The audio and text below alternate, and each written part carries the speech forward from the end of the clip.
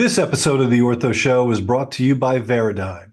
Some healthcare technology companies deliver clinical data for biopharma and health plans. Some help turn that data into insights. Others serve healthcare providers directly by providing point-of-care clinical software. Only Veradigm does it all. That unique combination added to our nationwide scale is why so many leading healthcare companies choose to be a part of the Veradigm network, working together with Veradigm to transform healthcare insightfully.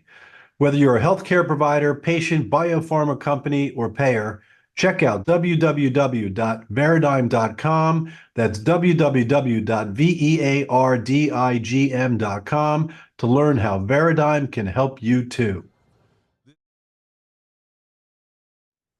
So here we are once again, live at Shoulder 360. What a privilege it is to share the amazing stories of our guests. And today we have Dr. Laurent LaFosse, who's probably the most recognized shoulder specialist in the world. It's such a privilege to be able to share his story. He says he practices in a small village just outside of the French Alps. I've been there. Annecy is one of the most idyllic places on the planet. He's been incredibly innovative when it comes to surgical technique, innovative with his shoulder course called Live Surgery in Annecy as well. He just is a very kind, spirited man who has shared so much in the world of shoulder, and what a privilege it is, again, to share his episode today. Dr. Sigman, hashtag follow the fro.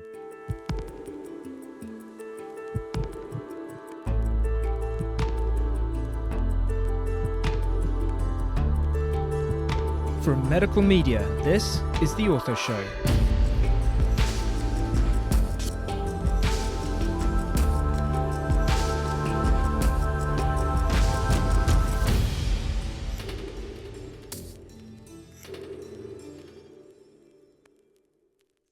Okay, hello world. Dr. Scott Sigman, your favorite opioid-sparing orthopedic surgeon, here for a very special episode of the Ortho Show podcast. We're coming at you live from Shoulder 360. We have absolutely one of the most well-recognized shoulder specialists in the world, Dr. Laurent LaFosse, who has graciously agreed to be with us here from the General Clinic of Annecy, chairman of the Alps Surgery Institute, and chairman of the world-renowned Annecy Live Surgery course as well. Laurent, what a pleasure it is to have you on the show. Thank you. Thank you so much, Scott. It's always a pleasure being here with you in Miami. And it's very nice, and I'm very honored being invited by a whole team here. I love this show, don't you? I mean, you know, Joe, Paul, Rafi, they put on a special event. Absolutely. It's a fantastic show, and it's a different ambience. It's something very creative. I just want to go back to a point that where you said I'm the chairman. I'm a co-chairman because, you know, my son is taking over now, and I'm just going back to a second row, and he is the one who is leading the proud father. I love it. I'm so proud of him. You should be. And that's one of the things I wanted to talk about. But look, we always start at the beginning when we do these interviews, because this is really your story. We want to know, you know, where were you born? Where did you grow up? Were there doctors in the family? How did you decide this path? You know, I was born in Paris and did all my medical studies in Paris. And then I had a chance to be, to have an education about general surgery, spine surgery, microsurgery of the hand surgery, general surgery, belly surgery. Oh my goodness. And so I practiced a lot of spine hand surgery before in Paris. And then I moved to private later, back in 1989 in Annecy to create a private practice. And but I'm not professor. I'm just a simple doctor. And I had a chance to have big mentors like, Didier Pat, Daniel Goutalier, all these people who are so famous and who were very, very good mentors to me. Yes. And, you know, right now, when we think of Laurent LaFosse, we think of people that come to your clinic to watch you. But some of the names that you, at the very moment of when you were about ready to start your practice, it was very obvious based on your history that you wanted to go and train with some of the best shoulder specialists in the world. Absolutely. And you took time to go and do that. You traveled to these doctors. I did a little bit, but to be honest, I was very lucky being part of the resident in Paris. It was a difficult ranking for me to obtain, but I got it. So I had a chance to remain in Paris and to see a lot of big mentors. And it's true that I did travel. I moved to US. I moved to Biryani, and I learned. J.R. Richmond. We actually missed each other by 1 year. So John Is that Richmond was true? one of my mentors. Oh, okay. And I had just finished residency to go to Curlin Joe for my fellowship when you had spent some time with JR. That's correct. But, and Eugene Wolfe and Jules Walsh. I mean, so you really, I find that really so important at the foundation of when you're building your brand.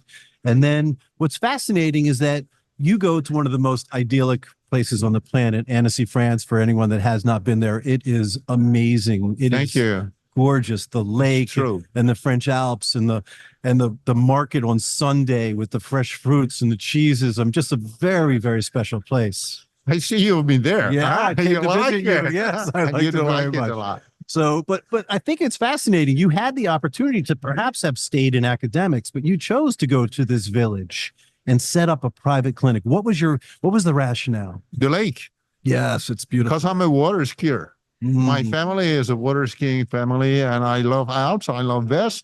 And I love the fact that it's close to Geneva. It's very international. It's easy. And it's a wonderful nature. So you can water ski in the morning and then operate after, and then That's just go on the mountain and do some jogging after your surgery. Can I tell a Tom Borg story? Can I tell a funny Tom Borg story? course, of So course. he tells the story of the time when you had a number of people come to investigate arthroscopic Latarjet, which Correct. you helped to create. And he says you were on the boat and you dropped everybody off at the dock, but you had to moor the boat, and then you got undressed and you held your clothes up in the air and you swam into the pier, and then you got dressed and everybody went for dinner. That's not far from true. I just left my dress on the pontoon, but it's true. And on that time, it was the president of the very important company who saw that, and he said, "These Frenchmen are really crazy." Oh, I love it. Like Dr. Rockwood was saying, crazy Frenchmen. The French royalty of shoulder surgery, and we're going to have an opportunity to interview a few others as well. But I'm a big fan of branding, and I've done that with our show and some of the companies I'm involved with. I think it is by no accident that you have built one of the most recognizable brands of shoulder surgery in the world. Was that something that you thought of early on in your practice as you were developing? Not really. Things are coming step by step and progressively. And when I started to work isolated in private, and then I missed a lot. The fact that you have residents, you have fellows, and all this. So I was willing, to have these young people around and to keep on teaching and just to communicate, because as I tell every time, as I say every time, when you teach, you learn. Yes. And every time you have to explain something, you have to ask yourself if what you're saying is correct or not. So for me, it was a very good way to learn for myself and for my practice, to have young surgeons coming, and that I had a chance. And then I had a support of fantastic people like Gilles Vache, like JP Warner, like Dr. Rockwood, Amazing. was Yes. an amazing supporter for me. So I mean, I've been one of the most lucky guy in the world. Christian Gerber, my friend Pascal Boileau, and Philippe Valenti was my resident when I was a fellow. Again, the And- French royalty of shoulder surgery for sure. Yeah, the relation. I mean, the way you welcome us in US is fantastic. And I must say that that's a great honor for me, being here, being invited, and having this privilege of just talking about the technique that were in my mind. But I think that always comes from the fact that you work a lot. I was not gifted, everybody is Well, saying I'm gifted, but it's not. And my only gift is to have the power to work a lot. Well, and you have an innovative mind. I'm going to push back on that, and that's one of the things that I wanted to talk about. It's very rare for surgeons to come up with a new operation, a new concept, and a new idea, and it's most often typically met with skepticism, right? It's not something that other people have learned. So to have the courage, for example, arthroscopic Latarjet, and I can remember 20 years ago, I think I was at the AAOS, and you were doing a presentation for MyTech, and you were showing the dissection arthroscopically of the axillary nerve and the brachial plexus. And literally all of the US surgeons were like literally about ready to throw up because they could not believe that you were dissecting these nerves. And that was the time from your microvascular training early on that you saw and looked at these problems differently. So innovation has been important to you in your clinical practice. Yeah, but once again, as you said, innovation comes from the fact that I knew something in a different field than the shoulder surgery, which has the classic very small box of the glenohumeral joint that was a little bit open to the subarachnoid space, by Gary Gartzman. And then it remained at this level of little space for a long time. But as I performed about more than 1,000 plexus surgery when I was a hand surgeon in Paris. And a spine surgeon. So the nerve was not something new for me. And I had just the opportunity to combine my knowledge between the different fields. And it's like a puzzle where you bring all the pieces together. And it's not really innovation. It's just the fact that I worked a lot and I knew things. And then I was a vascular surgeon too. I did a lot of vascular surgery. So you look at things in a different light by the experiences that you've had to bring to cross-pollinate, if you will. I came and visited you at Annecy, and I took 6 months of my life to learn arthroscopic Latarjet, and I met with Paul Favorito and Matt Ravenscroft, and I was very blessed to be able to have that opportunity, and it was a challenge. It was not easy to sort of get to the point of being able to master that surgery. So I think it was super. Just it's so important to be able to think differently. And because of the time I went to learn, you talk about spaces, right? Now I look at the shoulder from the front and I just see such a different world now. I'm capable of so many other types of operations as well. So wonderful. Now, so with that passion, you also developed the Live Annecy course, which happens every 2 years. What a wonderful sort of opportunity. Now that's unique, right? So for the listeners that are not familiar, you help to choose patients in the area, and then the master surgeons from around the world will come in and then operate on these patients live in front of other master surgeons as well as other people. Tell us about how that evolved for you. The very first reason why I developed the live surgery is because I had a failure about bringing the publication on, because my English is not good and my written English is even more poor than what my oral English is. And so I wanted to publish papers about arthroscopic subscap, for example, in 1992, 1994. And that papers were refused, and the scientific, organization did not accept my papers. So my only option to say that this is true is to prove it by doing it live in front of people. So I had a huge support of industry on that time. DePuy, mostly with my tech at the beginning, and then different industries that organized the courses where I could operate in front of people. So the people believed me. And then I had the support of Gilles Valls of JP Warner, who saw me doing this. And then it came and then lives, it was an open field because nobody has never developed that. So from different courses of 30, 40, 50 surgeons, at the end, I started to combine everybody together and to say, we combined all the companies and we will bring maybe 10 surgeons operating on my patient during 3 days. Then I sent 20 invitations and I got 20 people saying yes. So I was in trouble because I had 20 surgeons invited for the first live surgery. And I planned only to have 10, thinking that only 1 or 2 would accept it.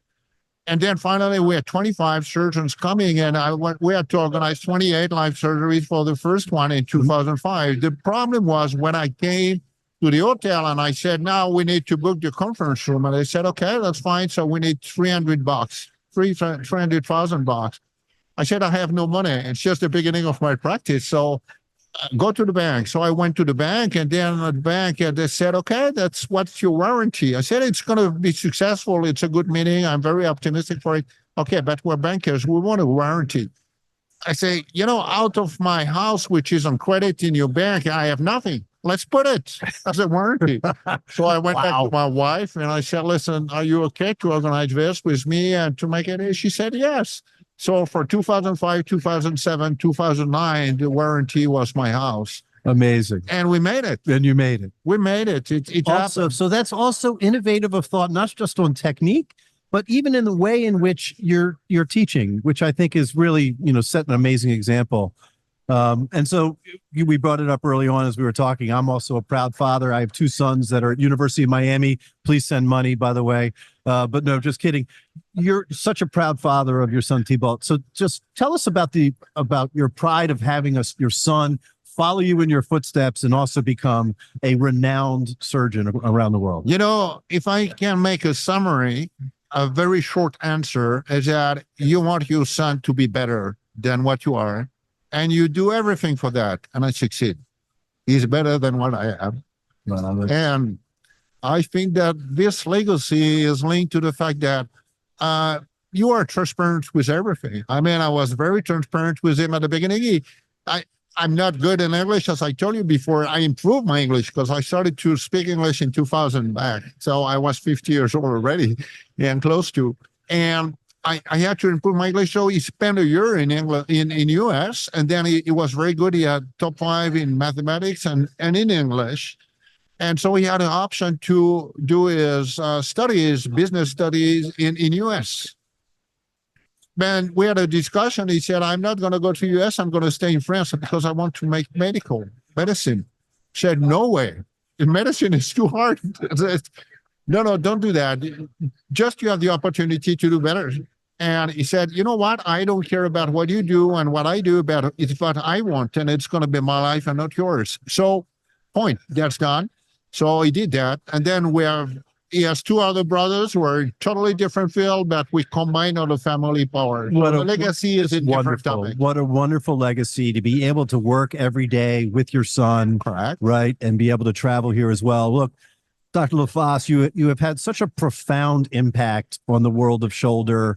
We want to thank you for the time, for the energy, for your innovative thought process, for making us push the envelope to try new ideas and concepts, whether it be techniques in surgery, your course, or your ability to lecture here and be able to share. So we want to thank you very much for all you have done. You're very kind, but really, I can give it back to you to say thank you for the very friendly way that you welcome us, and the fact that here, this meeting is exceptional, very innovative, with a nice ambience, which combines the friendship and the quality of work and the fact that people are very rigorous. And I think that it's always like this, if you try to maintain a line like this, which is always the same level, and then you will never be up.